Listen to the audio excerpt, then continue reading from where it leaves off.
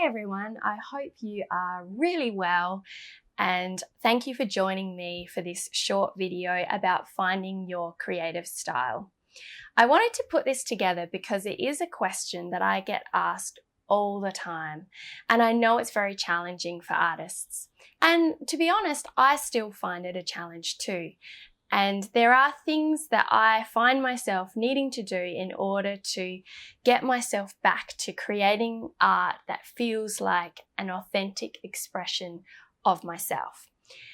So what I wanted to do is put that all together in a workbook for you. So I wanted to share with you those questions that I asked myself that really help my creative process. Because I believe the answer to finding your style lies in asking powerful questions and spending time reflecting and processing and noticing what comes up in your own work. One of the things that I realize is that when you are taking online classes, reading a lot of books, maybe on social media, pinning different images of art over on Pinterest, it's wonderful and inspirational, but it also can get really confusing.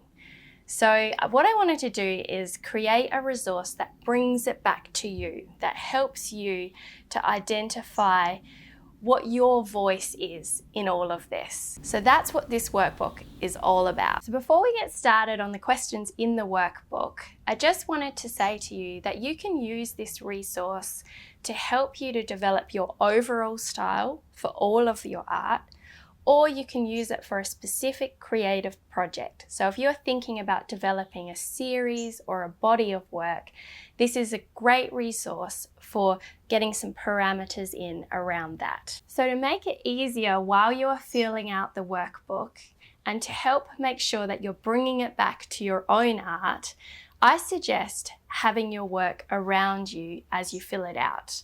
And one of the easiest ways to do that is to print off your work. So you don't need a fancy printer, you can just use a home printer.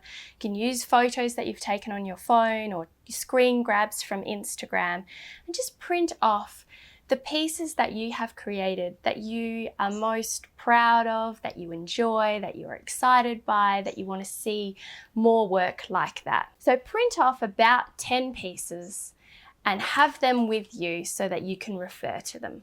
Okay, so these are some of the pieces that I've printed off because they have elements in them that I would like to build upon in my work.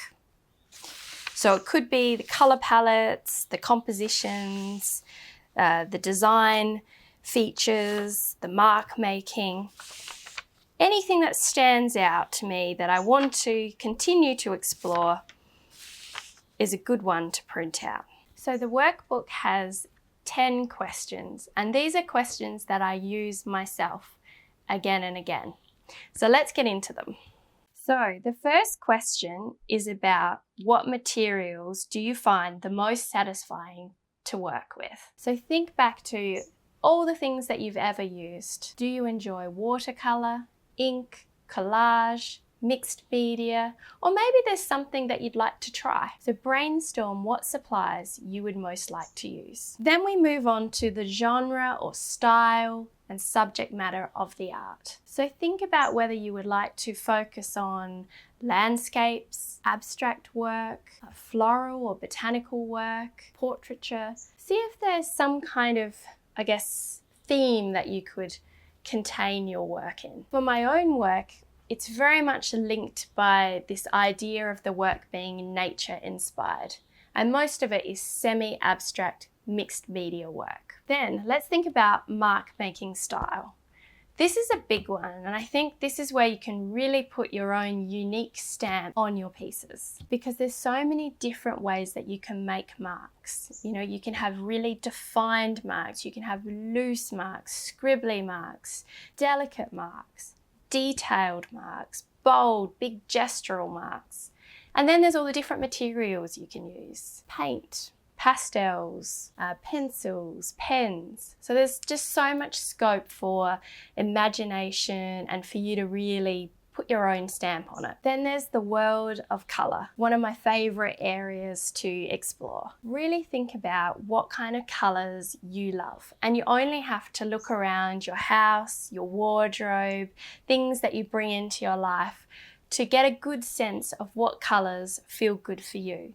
And then you can do the work to build on that. So you can practice different colour combinations, do colour swatches, and just plan out ideas for colour palettes. And sometimes our approach to colour changes over time. And I know in my own work, I have seen a shift from more bright paintings to paintings that have more muted tones, earthiness, and creamy areas. And that's something that has evolved over time, and I'm now really enjoying working in a more earthy colour palette. Okay, so let's step outside of art for a moment and think about, what are your interests? What are you passionate about? What do you like to do in your spare time? Is it reading? Is it writing? Is it going for walks? Is it playing music? How can you bring that into your art? And try and think outside the box with that as to how you could bring it in. Could you take photographs and use them in your artwork in some way? Could you abstract them? Could you use lyrics from a song? Could you use pages from a book? See if there's ways that you can infuse your work with your own passions. So building on from your passions is the next question. Is there a story or message that you want to share? Do you have core beliefs and values that you want to bring into your art? It could be around things to do with your culture, or ideas around inclusion and equality, or all sorts of things. Think about what you believe in and whether that could be a part of your work. And just to share with you a few things that have featured in my work over the years, one of them is around the beauty of imperfection. And that is one of the reasons why I love wonky lines and imperfect shapes and scribbly marks. And I just love that idea of things not having to be perfect. And that's both in my art and in life. So see if there's something that you've grabbed onto in life and whether you can bring it into your paintings. The next question is a really, really good one. It's all about, what do you want to see more of in your work and what do you want to see less of?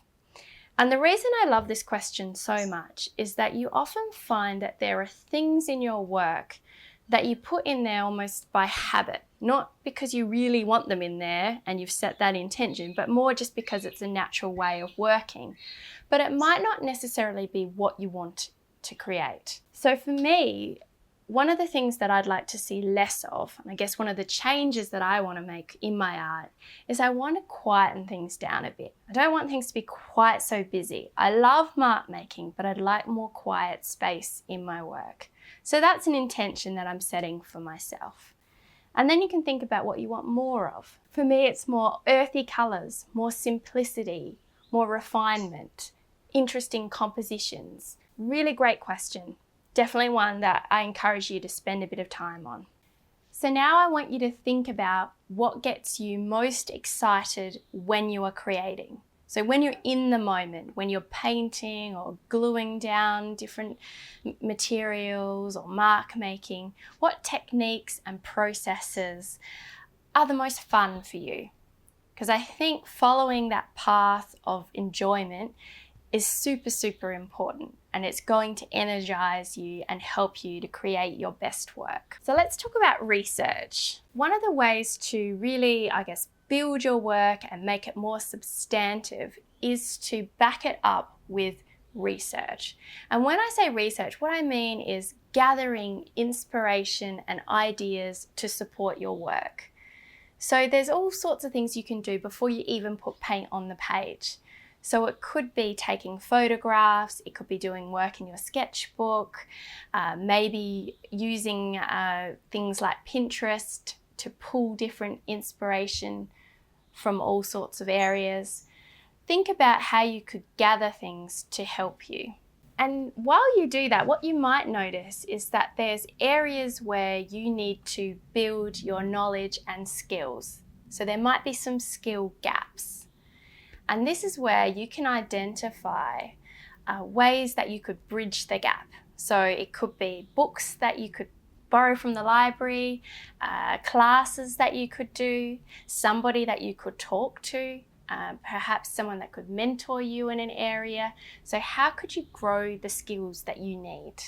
And then we get to the next part of the workbook. So we've answered the 10 questions, and now we want to, make sense of all that information. This section is all about finding your focus. So I want you to think about 5 things that you want to give attention to in your art. And then you can brainstorm that even further. There's plenty of space in the workbook to capture all your ideas and build your concept. And now we get to the action plan. This is really going to help you make that creative project happen. This is all about the what are you going to do, where are you going to do it, when are you going to do it, how are you going to do it. It's all of those really, critical questions so that you have a clear plan. So you've got clarity around what you're going to be working on. And finally, when you have actually done the work, you've put your creative project out into the world, then there's a space in the workbook to close the loop. And I think it's really, really good idea to spend some time reflecting on the work that you've created. So what did you learn?